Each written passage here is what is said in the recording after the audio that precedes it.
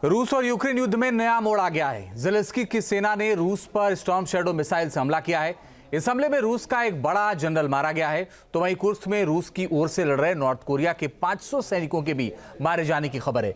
जिस तरह से पिछले 10 दिनों में यूक्रेन ने रूस के खिलाफ कड़ा और बड़ा रुख अख्तियार किया है, उससे जंग का दायरा बढ़ सकता है और उसमें कई देश झुलस सकते हैं।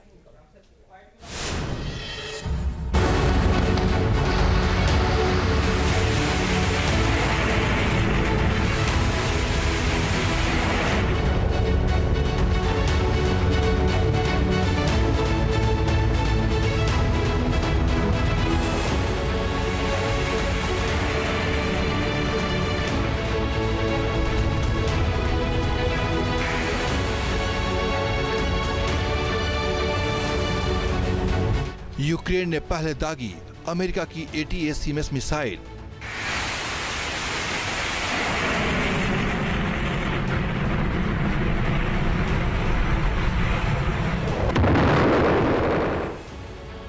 और अब ब्रिटेन के स्टॉर्म शैडो मिसाइल दागकर किया विध्वंसक प्रहार।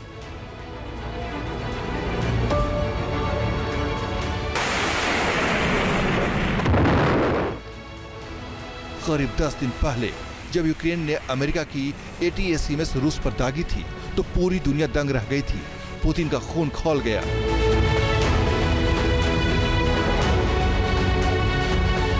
जिसके बाद पुतिन ने यूक्रेन के निप्रो शहर पर ओरेशनिक मिसाइल से हमला करके नाटो को टेंशन में डाल दिया,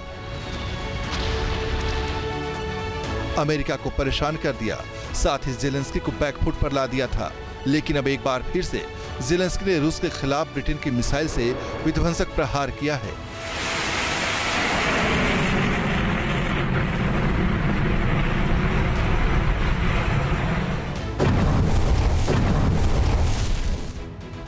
यूक्रेन ने ब्रिटेन की स्टॉर्म शैडो मिसाइल से रूस पर हमला किया। यूक्रेन का यह हमला कुर्स्क इलाके में किया गया, जहां पर नॉर्थ कोरिया के सैनिक यूक्रेन के खिलाफ मोर्चा खोले हुए हैं।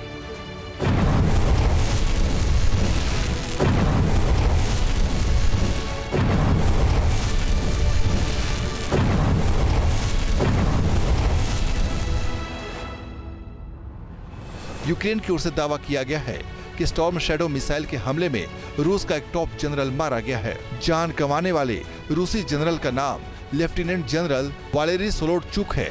रूस के 18 सैनिक भी मारे गए हैं, साथ में 500 उत्तर कोरियाई सैनिक भी ढेर हो गए। यूक्रेन की ओर से दावा किया गया है कि उत्तर कोरिया के तानाशाह किम जोंग उन के कुछ जनरल भी घायल हुए हैं।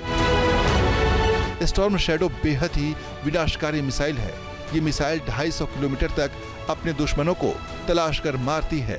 बताया जा रहा है कि यूक्रेन ने कुल 12 स्टॉर्म शैडो मिसाइलें रूस पर दागी।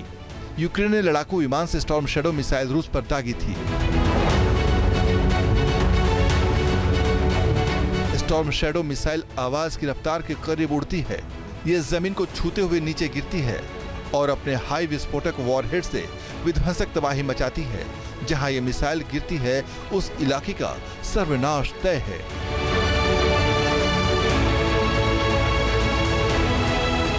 पिछले कई महीने से लगातार यूक्रेन नाटो से रूस पर लंबी दूरी की मिसाइल दागने की इजाजत मांग रहा था, जो रूस के अंदर हमला कर सके।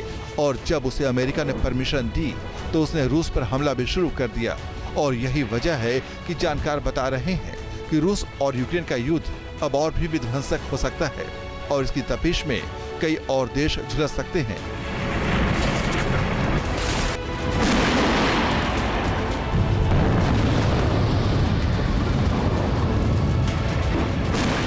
यूक्रेन में यूरोपियन कंट्रीज के ट्रूप पहले से तैनात हैं, ट्रेनिंग के नाम पे, मेंटेनेंस के नाम पे, एडवाइस के नाम पे।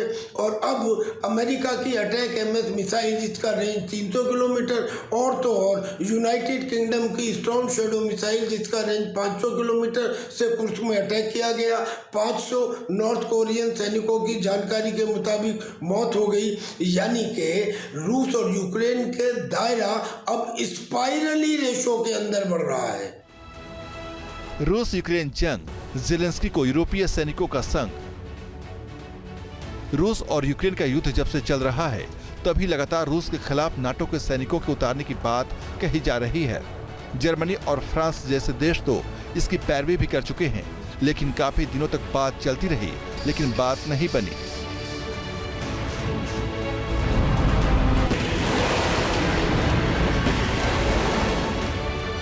लेकिन जब नॉर्थ कोरिया ने रूस में अपने सैनिक भेजे तो सारा समीकरण बदल गया और अब कहा जा रहा है कि यूरोपीय सैनिक ज़ेलेंस्की की ओर से जंग मैदान में कूद चुके हैं। फ्रांस और ब्रिटेन का रुख तो पहले से ही सीधे तौर पर जंग में सैनिक उतारने की थी और अब इस खबर पर मुहर भी लग रही है।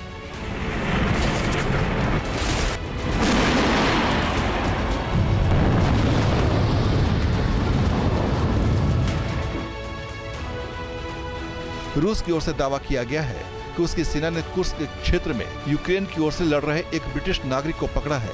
पकड़े गए ब्रिटिश नागरिक की पहचान जेम्स स्कॉट रिस एंडरसन के रूप में की गई है। रिपोर्ट में एंडरसन के हवाले से कहा गया है कि उसने 4 साल तक ब्रिटिश सेना में सिग्नल मैन के रूप में सेवाएं दी और फिर इंटरनेशनल लीजन ऑफ यूक्रेन में शामिल हो गया, जिसका गठन लगभग 2.5 साल पहले रूस यूक्रेन जंग के दौरान ही किया गया था। हालांकि अभी इस खबर पर यूक्रेन की ओर से कुछ भी क्लियर नहीं किया गया है, लेकिन एक बात तो तय है कि रूस और यूक्रेन जंग में जो हालात बन रहे हैं उससे ये द्वंद्व महायुद्ध में बदलने वाला है, जिसकी आंच में कई देश झुलस सकते हैं।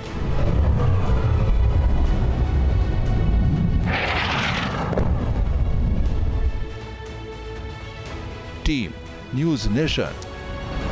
न्यूज नेशन अब व्हाट्सएप पर खबरों की ताजा अपडेट के लिए न्यूज नेशन के इस QR कोड को स्कैन करें।